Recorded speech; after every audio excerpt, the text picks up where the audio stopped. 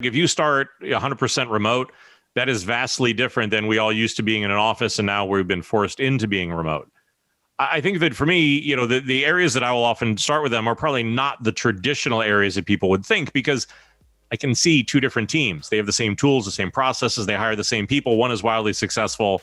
The other one's a low-grade dumpster fire. For me, it's that ability to look at issues around trust, issues around communication, issues around how are people empowered, how are we taking on these cultural barriers that exist inside of every company, how are we bringing transparency to that? Because I think in many cases, that's often what separates the higher performing teams from the rest, is their ability to be transparent, to trust each other, and to really be there not only for themselves, but other people as well.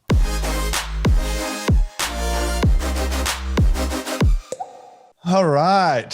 So today we're talking with Stephen Gates, who's the Head Design Evangelist at Invision, host of the Crazy One podcast, keynote speaker, human-centered design leader. He's been leading in-house teams and agency teams. He's built multiple Fortune 100 brands, and he's worked with some of the world's most innovative companies like Apple, like Google, like Nike, like Airbnb, like Amazon. He's won more awards than I can actually say. He's won over 150 awards. He's been featured in hundreds of publications around the world. Like, I prepared to create a pretty good intro. This was a really hard intro. You've done a lot of stuff. But before we get into that, everyone, please just subscribe, and so that you get the latest episodes as soon as they're released. But Stephen, welcome. Well, thanks for having me. I think if it makes you feel any better, I still look at my portfolio and see all the mistakes and feel like I have just as much imposter syndrome as everybody else. But yeah, I've been lucky to do some cool stuff throughout my career. Yeah, and that imposter syndrome, because I just had Seth Godin on the podcast, and he said that is a key part of being creative. You cannot be creative without having that imposter syndrome. There's something connected with that. So I figured, let's start with creativity and design. How do you define creativity, and then how do you define design? It's a great question, and I think this is something I talk about a lot, because for me, great design is a visual expression of great thinking. And I think that as you look at a lot of the career coaching I do, a lot of the teams I work with, even in my own career, a lot of it has been based in creativity, which means the ability to have ideas, to solve problems in a different way, to be able to go through and to do some of those things about how do we think and approach things. Design then being whatever form and shape that takes, whether it's an app, a video, like sort of whatever that is. And then in many cases, as you look at teams, as you look at careers, the ones who are able to base that in creativity and be able to do something new, who can wrangle that imposter syndrome that every single person has, and Seth is completely right. I think that's where you're going to find value, whatever people think is success or sort of whatever that is. And then design is often, like I said, is the ability, and it's important, but it often is valued and looked at differently. Yeah, because it's like the creative side of it is like the madmen. It's like, this is the idea. And then the design is all of the people that have to make that idea just look good. Is that like a good way to explain it, or is that a bad way to explain it? And feel free, correct me if I'm wrong. I mean, for me, like, Mad Men's always sort of a bit of a caricature of sort of creativity. So I think like it's a reference a lot of people use. Here's the thing that I would say, right, is that I think everybody, I don't care who you are, is creative. And that's one of the things that I love is, like, I work with companies like Fisher-Price. If you go in and talk to a room full of kindergartners, everybody's a painter, everybody's a singer, everybody's a superhero. Like, they are very free in that creativity. And it's only through time, education, our careers, society that, those of us who sort of do this for a living are kind of the kids that survived. and I think that in many cases, so everybody is creative, just a lot of us forgot. Design is that execution that does take a skill set. There's usually a fairly high wall to be able to get into it. So I think, that's been my longstanding joke, is like, if you ever want to scale design, if you want to have it be a bigger part of your company, don't ever use the word design, because I think a lot of people feel alienated by it. I always do an icebreaker. Like, it's a simple thing to see in people. I have everybody turn to the person next to them and spend 2 minutes sketching them. The first word that everybody says after they do that is, "I'm sorry." And again, that's not what this is. Yeah, sure. You mentioned the word crazy a lot. You've got the Crazy One podcast. Your approach to design, you mentioned the word crazy. What do you mean by crazy when you talk about design and creativity? What I mean by crazy, and so for me, the podcast that I've had of the Crazy One over the last 4.5 years has really been an outshoot of my own career and what I see in a lot of other people, that I think for too many of us, we seem to feel like there's this invisible script, or there's a right way to do this. There's a right way to create. There's a right way to have this career. There's a certain set of steps you're supposed to take. And my thing is, like, for creatives, the way that we are, the way that we have a career, the way that we work never looks like anybody else. So I think we all tend to sit in this perpetual state of feeling like we don't measure up, of feeling like we aren't doing it the right way, of feeling like these sort of things. Crazy to me was a way to be able to sort of claim and see that difference and that uniqueness as power, not as a weakness. Because as a creative, your unique perspective, your unique experience and skills, that's what makes you great. That's what sets you apart from everybody else.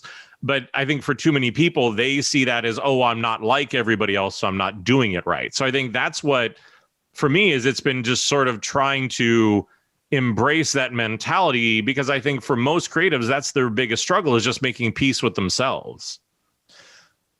I get it. And then how does that now start to fit into business? Because I know that you talk about design and its influence on business, right? And then you've got this crazy approach. So maybe let's start with, like, how do you believe that design influences business? So I mean, I'll say for that, I mean, for me, there's a difference between crazy and stupid. So for me, I think, like, crazy is data informed, like, you're right. Like, crazy is data informed, crazy is thoughtful, crazy is not abandoned and reckless. Mm-hmm. I think, though, that for me, in many cases, and again, as we go back to the word that we use, I think that, design often struggles to have an impact on business whenever its design is just being seen as execution. I think creativity can have one of the most profound impacts on business there are out there right now. I think for a lot of teams, as they talk about collaboration, teamwork, innovation, agile, like whatever that is, in many cases, that is a hunt for creativity. And again, reminding people how they do it. So, for me, I think it's an outcome and an approach. So I think, that's the thing that I've seen over the course of my career, is going into companies and be able to remind people of that. We would ship 7 times more product in the first year than we did the past 7 years. We, like at Citi, we won Digital Bank of the Year within 18 months of taking that approach. I can tell you the teams that are high in sort of a creative IQ, they can ship product about 4 times faster, 5 times cheaper. Their companies are worth about 26 times more. It's not voodoo. It's just a more human-centered approach to doing things, and in often cases requires a recalibration around collaboration and how do we work with our customers. And what do you mean by human-centered? What I mean by human-centered is, it's interesting because I think for a lot of companies, what kills their creativity, what kills their business is, in many cases, there's sort of an internal war over who's right. Design right, is technology right, is engineering right, or executives right? Like, who's right? When at the end of the day, your customer doesn't give a damn about any of that. So I think that for me, what it really is it's a recalibration to remember that we are designing for people that have needs, that too many times whenever we convince ourselves that this is what a customer wants without actually talking to them, this is why we launch stuff that people don't want and we don't get the business impact. And there are a few too many companies who I work with, when they ask me sort of what their superpower is, my answer is their ability to rationalize mediocrity. They talk themselves into why their customers want this stuff without actually working with them. So for me, it's human-centered in that there are real people, and the real people in the way that we work come together, trust each other, and work internally. But then also, how do we work with our customers? And how do you figure out what the customers want? You go talk to them. I think for me, that's all. How many do you talk to? Like, do you know what I mean? Well, so for me, that's always been a huge part of my work, is trying to break my ideas. I don't want to go do research to validate what I think. I want to go do research to see if what I'm doing actually works. Now, who I talk to probably tends to be a little bit different, because I want to talk to amateurs and professionals. I think there's sort of this myth of I want to go talk to the average consumer. The average consumer to me yields average insights. I want to go talk to beginners, somebody who has never done what I'm designing for, because there's a lot of truth in how naive they are. And then I want to talk to professionals. I want to talk to somebody who does this all the time. So if I'm designing a chef's knife, I want to talk to somebody who's never cooked and a professional chef, because there's, on the one end, that naiveness is going to give me insights, and then the professional is going to do that. So again, I think trying to take your ideas to those extremes yields much better results. So do you have the idea first and then you're going out to clarify or to confirm? Or do you go out without any idea and try to kind of identify it through the discussions? Yeah. So, I mean, my approach has always sort of been a traditional design thinking, design sprint, whatever sort of the methodology is. If I want to go out and just find out what are the facts, right? Like so for me, whenever I worked at Starwood Hotels, instead of staying in corporate housing, I lived in a hotel for 364 days. Like, I wanted to live in and actually see what was going on. Out of that, you find the insight, the unmet need. What's that thing that people want? Maybe they know it, maybe they don't. Then let's go have a bunch of ideas, and then let's go test those. Because again, I think whenever you say, here's the one idea, you tend to look for validation as opposed to, again, sort of opportunity. How many ideas would you say is a good place to start to test, you know? I would say probably for me, it's that sort of, depending on what it is, 2 to 4 at the most. Because anything over 3 or 4 you're just shotgunning and hoping.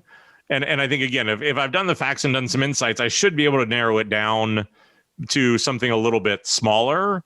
But for me, that's what I'm looking for, is to be able to say, okay, look, is the insight right? And if the insight's right, then how do we start to do the execution? If the execution's right, then how do I start to do the design? So it's a rolling iterative process where that way I'm sure at each step I'm validating what I'm doing and I'm building on it. So when you talk about design, you're not just talking about, and sorry to say this, because I'm not a designer, so I'm probably not going to be using the right words, about the Photoshop part, right? About the part where it's just the visual. That's almost the last part which comes together. It's that first part. It's that product design. 100%, right? And that's why I said, I think that to me is design as an executional piece, which is, we've done all this work, we've done all this thinking, and this is we just give it shape and form. Because for me, that's why I said, right? Great design is a visual expression of great thinking. So if I haven't done the work, if I haven't done the thinking, it doesn't matter how pretty it is, it's not going to have an impact. So, for me, it really is doing all the work that leads up to. And I think that's the problem, is that everybody likes the outcome. That's what everybody wants to go for, is like, what does it look like? And I think in many cases, as the more modern creative, your job in many cases, I think, is just trying to keep people open to possibility. Yeah. And so you've got product strategy, and you also have then the UX, and then you have the design, right? Like are they the 3 parts, or are there like additional parts in that process? I think in many cases, for me, this is when sort of visual design has become product design. That it used to be, like you said, we would just come together and we design something we like and we put it out there. I mean, for me now in an organization, it's working with the engineering team, it's working with product, it's working with executives, it's working with, research and strategy. It's with, and these are all making quote unquote design decisions. So I think in many cases, it also, each one can't function on its own, because, that's that thing, like, design without engineering is an art gallery, and engineering without design is a parking lot. And so sort of we need each other to be able to do these things. And so that's where, for me, a lot of that collaboration and teamwork, but for me, it also very much is that, like, design is no longer a department. But I think also for me, it's talking about it more as creativity, and how do we all come together to be a part of that and solve it. That's where the magic happens. That's interesting, because it seems like you would be treading on a lot of toes. And so you'd come in as a head of design, and now all of a sudden you're messing with product, you're messing with marketing, you're messing with sales, you're just with strategy. You're just now having to kind of influence a lot of departments around you. Yeah, and I think, as certain people have said, like, I'm into good trouble, but I think, for me, what I'm trying to do is I'm just trying to find the source of truth. And I think for a lot of the teams that I coach, for a lot of the teams that I've led, it's just about, great, let's take those requirements, let's take that product strategy, let's do those things, and let's actually see if that's what people want. Because to me, that reality is going to happen at some point. And all I want to do is facilitate the conversation and see, how do we come to the best idea, the best insight, And because for me, like I said, this is not about who's right, but how do we actually have real conversations and find some source of truth in the work that we're doing that is not based in who has the biggest title or who has the biggest org. So now we're talking about a topic that you call the design maturity of an organization, right? And Yes. so there are, some organizations that are extremely high and there are the majority that are extremely low. Could you just explain the difference between?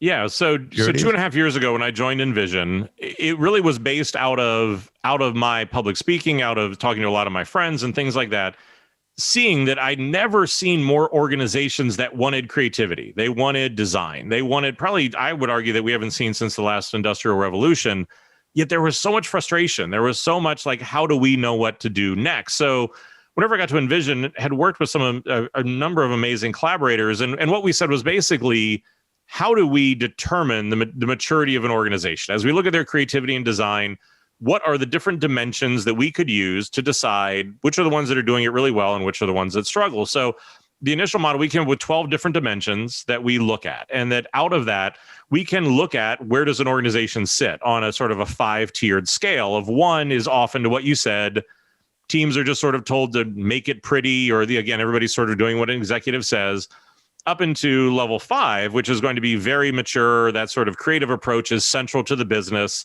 And this tends to be indicative of all the companies that we love. So out of that came a maturity model.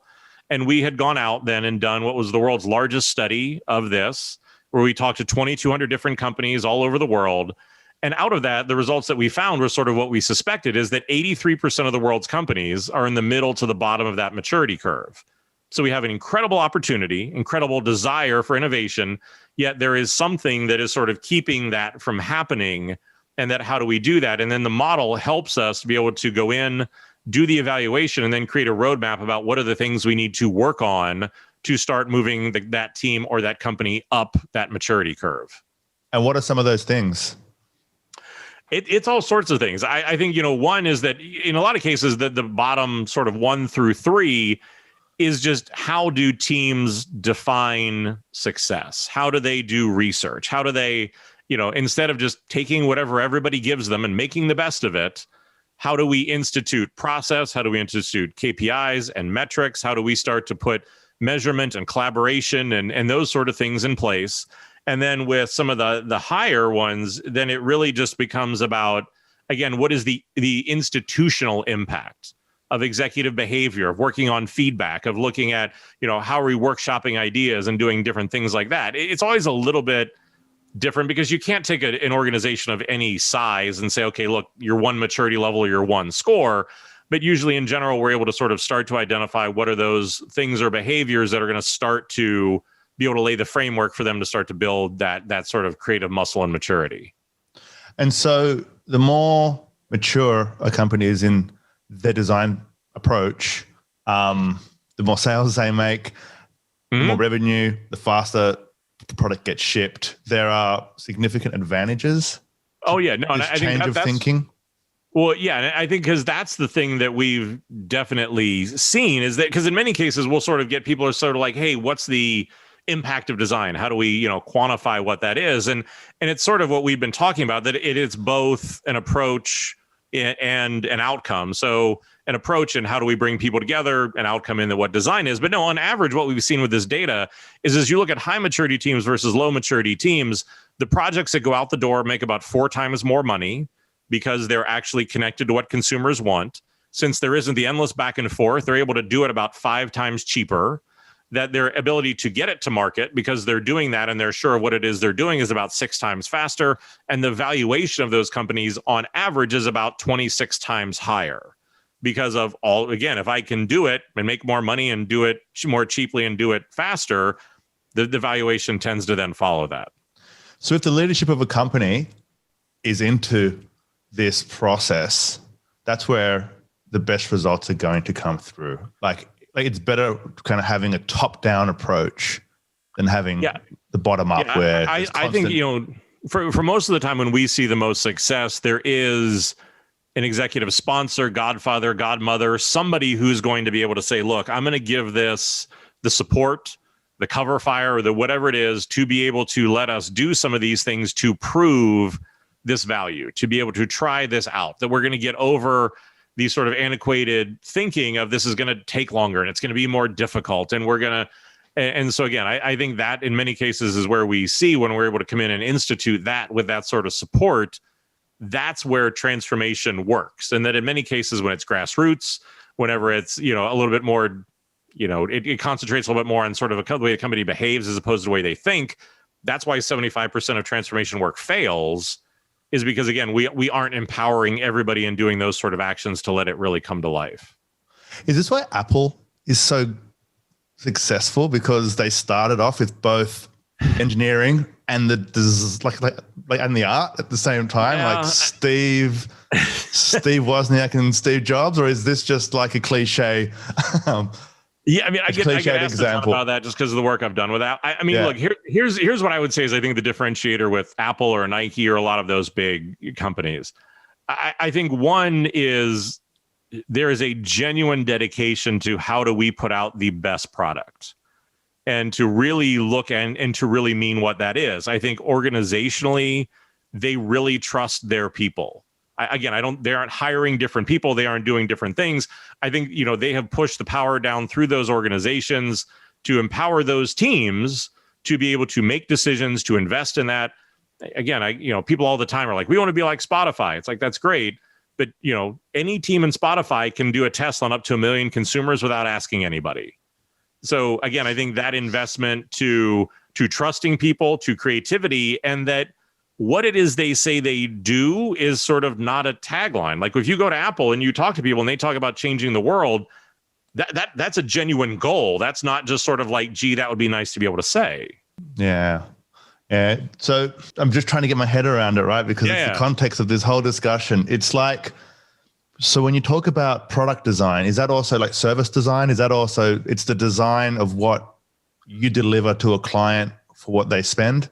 Yeah. And so I think, for me, this is why for a lot of the work that I've done, I try to base it in a design methodology, whether it's design thinking or design sprints, or where we have the freedom in a framework. Because I think, at its core, you can use design thinking or that design approach for anything. I think I can use it to construct an org. I can use it to design an app. I think, one of the best moments, so when I was at Citi, we had scaled our design thinking practice from 0 to all 300,000 people in the firm. And one of the best moments was walking into a conference room on a floor that was not mine, that was occupied by a team that wasn't mine.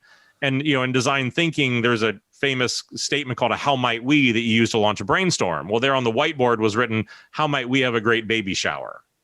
So again, they'd even seen the value had transcended work. And so that's the thing, is that it's more of what is the approach that we can use to solve whatever the problem is that's in front of us. That's super. Thank you. Thank you for explaining that. I'm learning right now. This is part of the awesome part of the podcast as well. Like, I get to learn. No, and that's literally why I have the oddly, enigmatic title of Design Evangelist, because I think you're certainly not alone. I think on the design side, we haven't done ourselves any favors in trying to make this accessible, but I think also, again, in trying to say, okay, look, that this is inclusive. This is this sort of thing. And hey, if we can just sort of open up to it, again, this is why my job literally exists. So let's talk about that job. What does that job actually mean? You're a head design evangelist at Invision, right? Which has over 7 million users. And since March this year, you acquired, before March, it was at 5 million, and now it's at 7. So you acquired 2 million. So we'll get to that in a second. But what does Head Design Evangelist? That's right. I thought I got it wrong. But what does it mean? Well, I know it sounds dangerously like something out of that HBO documentary series Silicon Valley, where it's like, what does that mean? Yeah, which I love. What it really is just, it's this conversation. This is what the job is that about 70 or 80% of my time is coming in as a teacher, a coach, a therapist, an interventionist to sort of work with brands of all sizes and all maturities to help them figure out this very conversation. We say we want design. We say we want to be more creative. What does that look like? How do we actually get that done? What is the approach we should do? And I think that takes a lot of different forms in how I do that. But it really is just coming in and saying that for a lot of companies, they need a third party or that sort of consultant who can come in and I think oftentimes say the things that might be politically suicidal for somebody to say internally, to be able to say, look, this is what's going on. And to be able to bring in something like the design maturity model where we can then benchmark and base this in data to have that conversation. So that's really what I do, is to come in and just to help companies figure out how to be more creative and innovative and sort of embrace design. Okay. And what's interesting, because I was doing a lot of research on this one here, is 100% of the Fortune 100 are on the app. Right. Why? Well, what is it about this app that because that's a pretty good stat. Like, I mean, that would be like in headlines and stuff, but there's a lot of CEOs that have, our app on all their phones and those sort of things, because I think that, the reason why is, again, is you talk about what is it that those teams are doing different or higher maturity teams are doing differently. I think that ability where it's not, let's have an idea, let's design it and let's launch it. Now it's, let's find some insights, let's prototype a bunch of ideas, let's see what works, let's refine those, let's kind of do it some more. And we need a single central source of truth as we do that. So I think our tools range from a virtual whiteboard, which since COVID, everybody loves, is that ability to put up to several hundred people into a virtual whiteboard. Everybody gets their own marker. We can sort of all get in there and work. The ability to prototype ideas, to design, to be able to help our engineers sort of bring that to life. And that's what I said, is I think that was what we tapped into, was just that want of how do we find something we all can put in our hands and relate to and work with, and to make that creative process accessible to everybody. So Envision's, and forgive me for the wrong example, but it's like Google Docs, but for design, like where you can collaborate, like in a document, you can collaborate through the design process. Is that, because I'm trying to make it connect? I think, you're headed in the right direction. Yeah. So I think, the tools can take a bunch of different forms, and sort of like, a Google Doc or anything else, you can use it a lot of different ways, but it's about how do we get to primarily cloud-based collaborative tools to help with the design process, sort of like a design operating system inside of a company, where we can come in and be able to say, great, if everybody needs to come together and do a brainstorm, here's a whiteboard. If you want to collect a bunch of assets to do a mood board, here's another tool for that. If you want to build a prototype or design something, and that the ecosystem that we have is all interconnected, so that then again, everybody can access, and it's a single source of truth, because often those tooling can get very fragmented, which can make it hard to be able to kind of, again, point people to one place where they can figure out what's going on.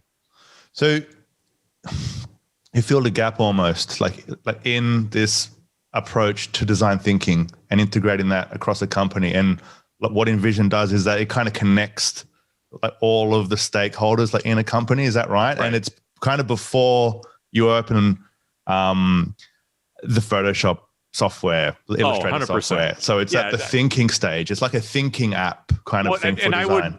I would say, sort of to our conversation, as we had sort of talked about, you need an approach and a methodology. It's going to bring people together and allow them to be able to brainstorm. That sort of allows you to get people to the table on how to do the approach. Our tools then allow that to actually come to life. So if you have different teams in different places in the world, if people are just even in the same city but in different places, that ability to come together, to collaborate, to build, to prototype, to do those sort of things, and then be able to have it in sort of one place, makes it as a much easier communication tool, because I think that's what these companies have tapped into, is that often their systems are fragmented, their teams are fragmented, and that ability to say, okay, great, here's one way that we can work, I think often, again, really provides them with something that they've really been wanting.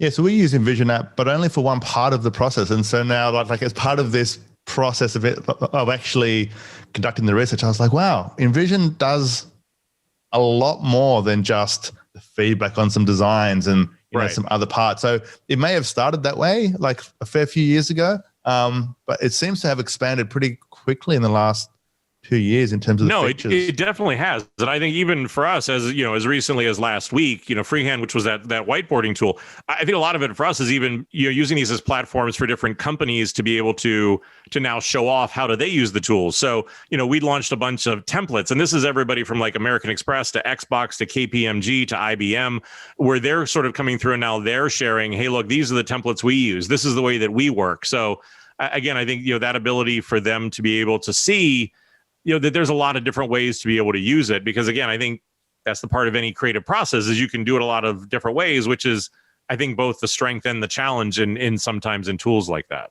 Yeah, there's so many places that I want to take this conversation right now. Let's talk about those larger companies. What's an example of how they would be using this to push product faster? Yeah, I think, what we see is, and for a lot of the companies we work with, I think what they're able to do is to be able to get those insights, get those ideas for whatever it is, apps, websites, whatever that is, and to be able to quickly get them into a prototype and get them in front of consumers. So if you look at what's been going on with COVID, there's a lot of different companies where their ability to say, okay, look, what is curbside delivery going to look like? What is in-store pickup going to look like? What are we?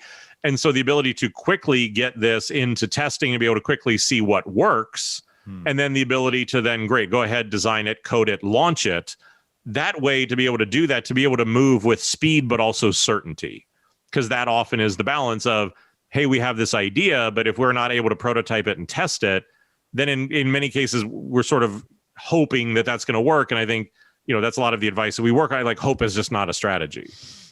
And so when you say test it, like, is that with customers? Is that through focus groups? Is that, how do you mean test it? I think for a lot of teams, it means tested with customers. Now, that can be online testing. There's a lot of different portals. It can be going into the store. It can be, but I think in many cases, it is about how do we get this into the hands of real consumers to see, does it work? How do they work with it? I think this is where this whole prototyping piece becomes really critical, because even as a designer, somebody, you can say, did this work? Yes or no. If it took somebody 5 minutes to make it work, it didn't really work, right? So I think that ability to watch, how do people use it? Could we be better? Can we try different variations? And again, those ideas can come from anywhere, but that fluidity and that sort of, agile way of being able to work makes a really big difference. Yeah, okay. And you acquired 2 million new customers in the last 6 months. Yeah. How? Like what were some of the things that happened that kind of just led to that? I think one has just sort of been the natural growth that we've been on of more companies really wanting to figure out how do they make design a bigger part of what it is they do. I think obviously, there's been a big push because of COVID and things like that into online tooling of how do we, as we're all separate, come together to run a brainstorm or do a workshop or design something. So again, I think there's a lot of those. And I think we've seen a real compression in remote work, in this sort of style of collaboration and that sort of digital nomad kind of approach to things. There's been a real compression that's been happening. And so again, there's been a big uptake and a big interest in the tools that we had, because this was sort of the workflow that we've always been building towards.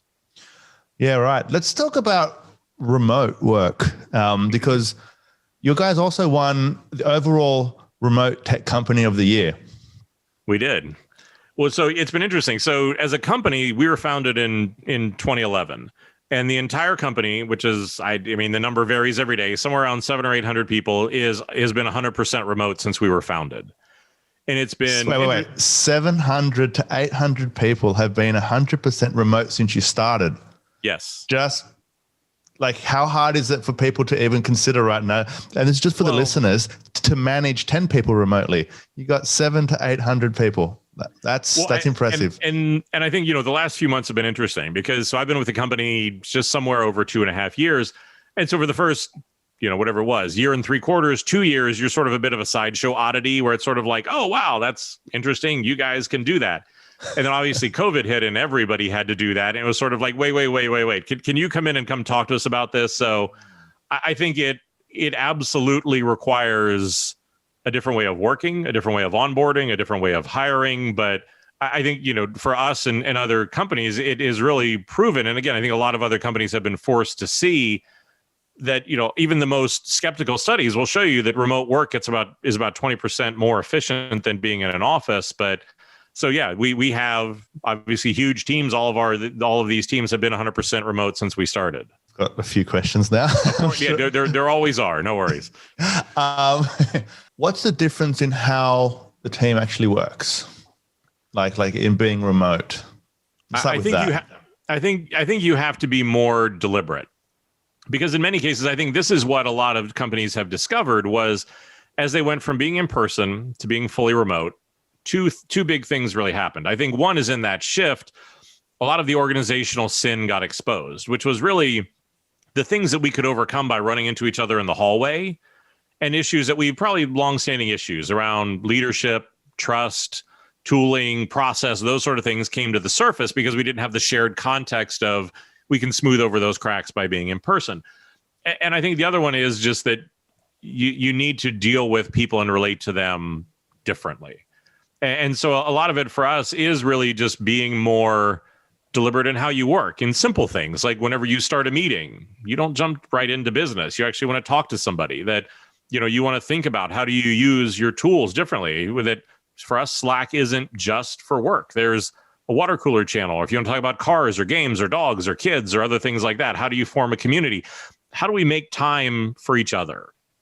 And, again, there's a great little bot that we have called Donut, and just Donut every week randomly introduces you to a new person and sets up a virtual coffee.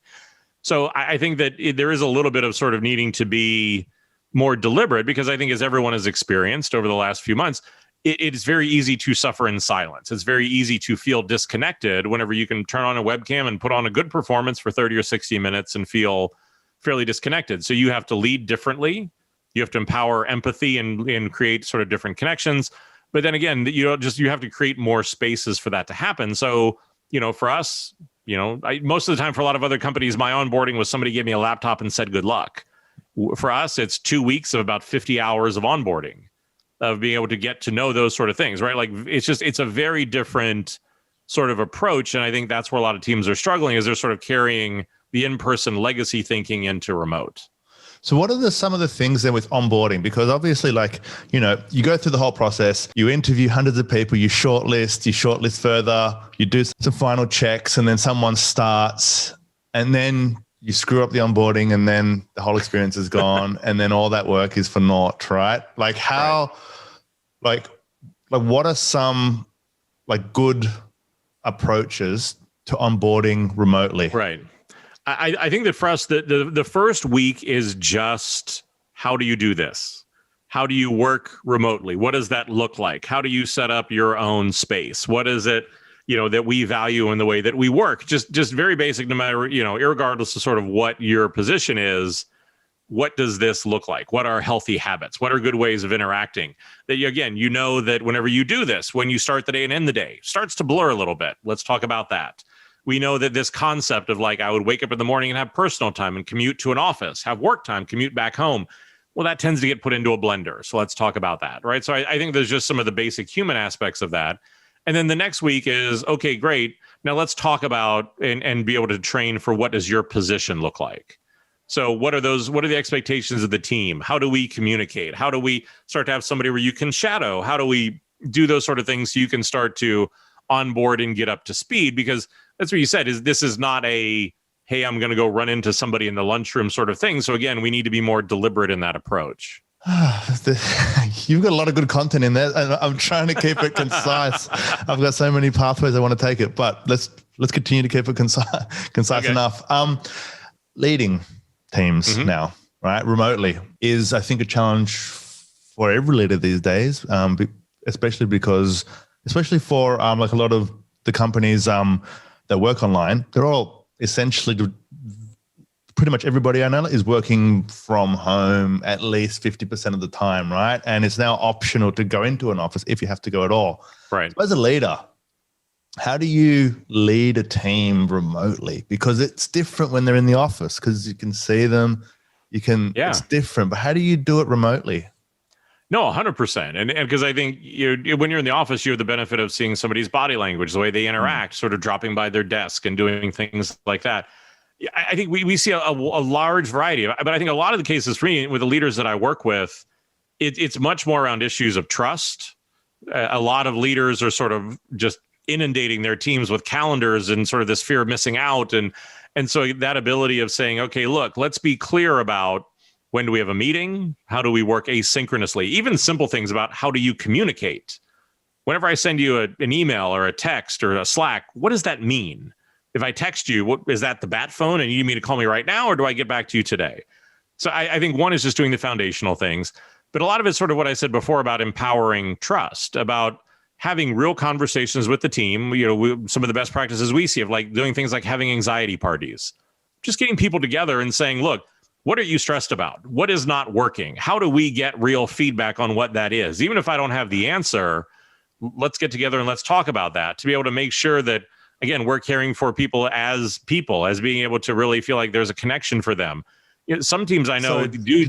So just quickly, it's an anxiety party. That sounds like every party I've gone to. It's like unintentionally. I think that's been every meeting for the last 7 or 8 months has been an unintentional anxiety party. Okay. Yeah. Sorry, but I think that a lot of that leadership is, how do we set, traditionally what leadership has done of setting a responsibility and the accountability that comes with it, but making sure that, we're being proactive in what those channels are, making sure that we're being proactive in reaching out and understanding that, the need to create psychologically safe places, to be able to make places where people can raise their hand and say, look, I'm not 100% today, to be able to trust them, to be able to sort of do that work, and that open communication. I think those are going to be that sort of risk-taking, that sort of vulnerability is a lot of the new leadership currency. And I think as a byproduct, the teams that don't want to lean into that are finding out this is not something that we're experiencing as a company or an industry, that this is something that's happening globally. And if there are companies that are investing in that sort of leadership and coaching and doing those things, your talent will go to those places that support them that way. And so I think that ability to be able to blend that sort of hands-on with servant leadership, to be able to say, okay, look, how do I give you that freedom and a framework where you know what it is we want, but I'm going to trust you to do it in a way that's going to work for you. And how do you build teams that produce or how do you create those high performance teams remotely? And so the first part is the environment, and so that's what we just spoke about. But now it's about the work. Right. And there's this big discussion on work is better when you're in the same office because you can talk with each other and there's the bouncing of ideas and all the energy. We don't really have that option now. But yeah, how do you ensure that high performance work?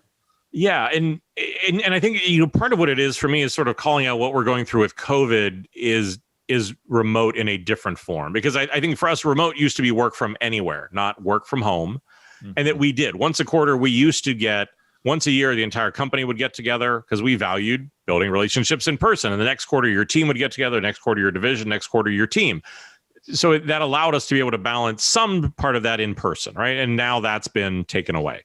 But for me, around the work is that it really is, it's about, again, going back to investing in trust, honesty, transparency. Because again, as we talk about the teams at Nike or Apple or Google or whatever it is, there is a real level of almost brutality in the way that they will talk to each other and how honest they are with each other and the way that they share with each other what it is they really think. It's not in service of politics or some internal agenda, but it's in service of the best idea. And so in many cases, that ability to figure out for your team and that size, how much of it is we need to come together and do a brainstorm? How much of it is individual work? What are the standards that we're going to hold ourselves to? What's the behaviors that we want to create about what is our mental approach to the work that we do? Again, I think, one of the things that we do, and I encourage with a lot of other companies is, one of the things around that is whenever you start to work here, you get 7 little business cards, and these have all of our company values on them. And that what this allows you to do is to be able to, whenever somebody is working in that way, is doing the high performing, is doing of that, you can hold up that card and call them out on it. But it also gives you the ability to be empowered that if that's not happening, every single member of the team is empowered to be able to push for that work to be better. And I think that does become a big part of remote and that high performing work is that every person on the team needs to know that they are empowered to be a part of that process. They are empowered to support the good, but also to push back on the things where we said, look, this isn't the way we said we're going to work. Yeah, right. Sounds complex. It sounds like there's a lot of changes that a lot of organizations are going to have to make to operate this way from the old way of working. Not for Invision that started that way, but it seems like there is a big shift for lots of organizations, And so is there any advice to them, which is the majority right at the moment? Well, no, I think this has been the last 6 or 8 months of my life has been working with these companies that are going through that, because you're 100% right? Like if you start 100% remote, that is vastly different than we all used to being in an office, and now we've been forced into being remote. I think that for me, the areas that I will often start with them are probably not the traditional areas that people would think, because I can see two different teams. They have the same tools, the same processes. They hire the same people. One is wildly successful. The other one's a low-grade dumpster fire. For me, it's that ability to look at issues around trust, issues around communication, issues around how are people empowered, how are we taking on these cultural barriers that exist inside of every company, how are we bringing transparency to that? Because I think in many cases, that's often what separates the higher performing teams from the rest, is their ability to be transparent, to trust each other, and to really be there not only for themselves, but other people as well. And how do you build that transparency? Like is it Zoom calls with just, Slack updates, or, is there an approach? Is there something to think about? Yeah. And I think the challenge is every company, and again, I've worked with so many different ones. Every company is dysfunctional. They all have their unique sort of flavor of what that is. Mm-hmm. I think it really is, how do we connect with what is actually going on? Not what do we think is going on? What do we think the customer journey is? What's really going on with that? And then how do we have, I think, the transparency to recognize it, and then the accountability to start to put things in place to action against trying to fix it. There's not going to be a magic bullet. There's not an easy way to be able to do it. But I think, again, that ability to say, look, these are the things that we need to improve, and these are the things we're going to do. This is how we're going to measure it, and these are the standards we're going to hold ourselves to. Because I think a lot of apathy around that, or fear, or whatever it is, often happens whenever we're aware of what the problems are, but we don't know how they're being fixed, or we've tried it and it didn't feel like it was really being measured. Or so again, I think it can take a lot of different forms, but in many cases, that ability to sort of identify what it is, say this is what we're going to do, and then be transparent about what the process is, and ask everybody to sort of be a part of the process, that usually is a really good start. Okay. That's my last question on remote. I've got one more question, because I just have to ask, and then we'll go into the quickfire questions, which is 5 questions that we'll just go through really quickly. Makes sense, quickfire. You've won over 150 major design awards. Yeah. What's your approach? Not going into a project trying to win a design award. I look, at the end of the day, I think I didn't do any of the work that I did to try to win an award, right? Like, it was great that it happened. It was great that we've been able to do what we did. I think a lot of it for me was going in and saying, look, how do we create something that we feel like solves a real unmet need? How do we be able to work together to bring it to life in a way that's going to really be to what our vision is? And then how do we continue to iterate on that? And because then I think you're creating experiences, you're creating work, you're creating impact that gets noticed. And that, I think, for too many people, it's sort of like, look, if you start a podcast because you want to be famous, that's a great recipe to never be famous.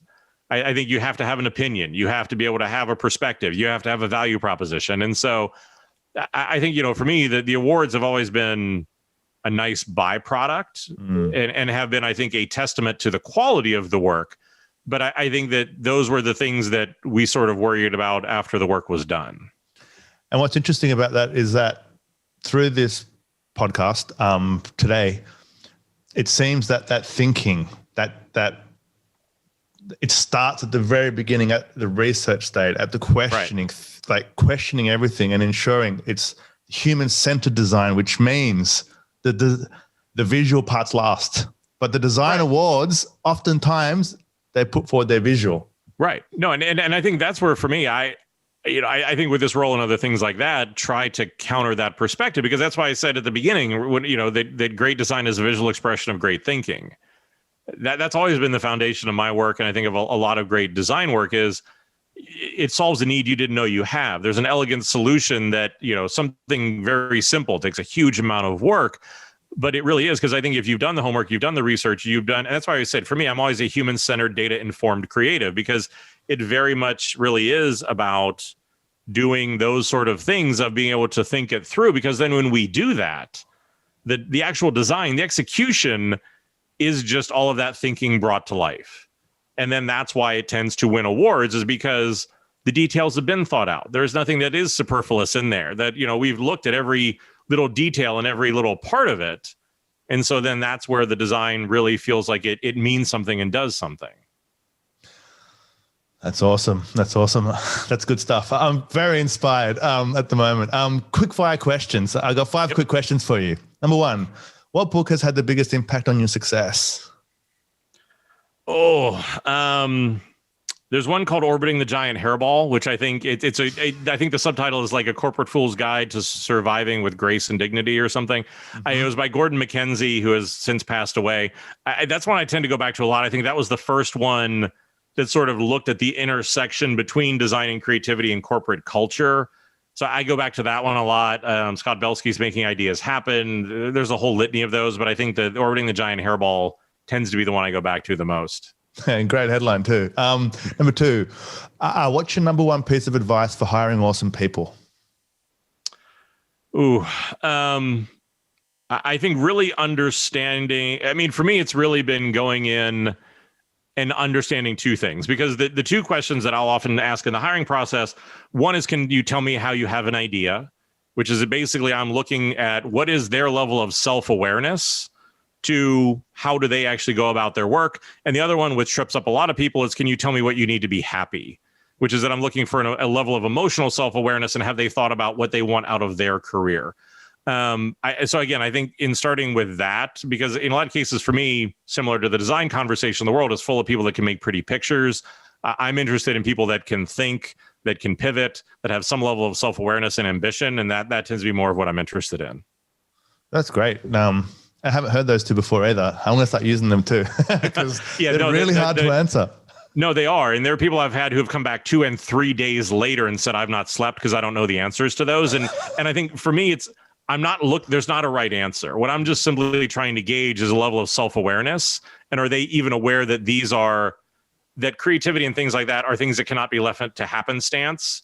Because that's sort of like creativity without results is called art. And that's not what we do. Mm-hmm. Yeah. And that's a whole other podcast. Cool. Yeah, that's. What's your best time management or productivity tip? Your best time management or productivity tip? I think that for me, it really is about sort of going into every week with a pretty clear sense of what are the 2 or 3 things that matter. What are the 2 or 3 things that I really need to get done? Because in many cases, I'll often describe for a lot of managers, they tend to get like 40 lanes wide and a quarter mile long, where they're doing a lot not very well. And I think if you're able to go in there with that clarity, it doesn't mean you might not have to pivot. But the things that are going to support those things you need to get done, the things that are going to support moving those bigger things forward, those are the things that you need to focus on, make time for, do whatever it is. And the rest either need to be put off, delegated, thought about differently, do something so that you're actually having an impact. You're there for the team. You're doing whatever those sort of things are. And that I think in leaders, too many times it's easy to get too diluted or to, again, have an incredibly busy 60-hour week and get to the end of it and realize you haven't had the impact that you wanted. Yeah, that's great. What's the best piece of business advice that you've ever received? Probably that a leader is just someone who is willing to be the most confident, uncertain person. The most confident, uncertain person. What does that mean? Because I think that for a lot of business, if you want to create an impact, leadership in many cases is about taking a lot of data, a lot of different inputs and saying, generally, I think this is what we need to do. I don't think there's anything of 100% certainty in what goes into that. But I think your willingness to be able to create direction, to be able to create belief, to be able to create alignment in what it is we're going to do will drive business results. And then in many cases, when you're not able to get it, it's because there's lack of clarity, lack of alignment, too many politics, those sort of things. And that it's just simply the accepting that often is what leadership is that it's going to be the way that Seth Godin said before, everybody has imposter syndrome. Leadership has their own version of it as well. And so for me, that business advice of just sort of embracing it, and that in many cases, the confidence you want and the outcome you want is on the other side of fear, stress, anxiety, and uncertainty. Yeah, right. Cool. And the last question, how do you relax after a crazy day at the office, at the home office now? For me, so I think every part of my life tends to be creative. For me, it's cooking, because I think in many cases I'm dealing with problems that are of a magnitude that they are not solved in a day. And so for me, the ability to be creative, but to start and finish something that I love for people that I love, that is creative in the span of anywhere from 20 minutes to 2 hours is incredibly therapeutic. Yeah. And so that ability to be creative, to be expressive, to do it in a different form, for me is sort of my go-to. And again, I think in a lot of cases for me, a great bridge into, again, still using up some of that creative energy and sort of bridging into coming out of that work mode. That's super interesting. I've never really approached cooking that way, which is probably why I don't cook that much, but I'm going to use it now. I'm going to try and hack my brain and say it's a creative process that starts and finishes. Well, I think that's a lot of it for me. And I think that's where my inspiration as I've gone in my career. While I find my peers to be motivating, I don't always find them inspiring. And so for me, I talk to chefs and tattoo artists and street artists and a lot of people where we share kind of the creative condition, but the outputs are different. In the same way, every chef gets a tomato, but what they do with it is vastly different. And so, I think for me, it really has been about embracing that working my creative process doesn't just have to be when I'm sitting here in front of a computer and understanding my process, something my creativity on demand, that there's a lot of other things that you can do, cooking, studying improv, all kinds of things to be able to sort of work on that. Yeah, awesome. Stephen, if there's one thing that you'd like the people that are listening to this podcast to do, like one place to go, a site or somewhere, what should they do? I would say, I'd say if you're interested in the tools that we've talked about, checking those out, you can go to envisionapp.com. I've got about 108 episodes on my podcast talking about creativity, impostor syndrome, all sorts of different things. You can check that out. Just head over to thecrazyone.com. It's thecrazyandthenumber1.com where you can listen to that. And if anybody has any questions, if I can be any help with maybe they're going through this and thinking, hey, I'm struggling with that, they can feel free to reach out and I'm happy to work with them or their team. And I can confirm as well, I did check out a few of the podcasts, a few of the videos, a few of the keynotes, pretty inspiring stuff. And you are extremely engaging and very straight up. It's like a breath of fresh air like in this space, so it's highly recommended.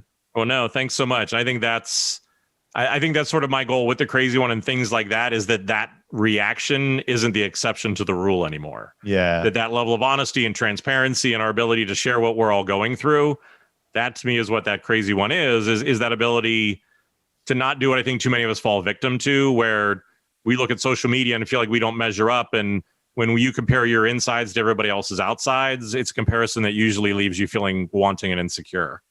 Yeah, that's a super point to finish on. Stephen, thank you so much for coming on the podcast. This has been such a great conversation.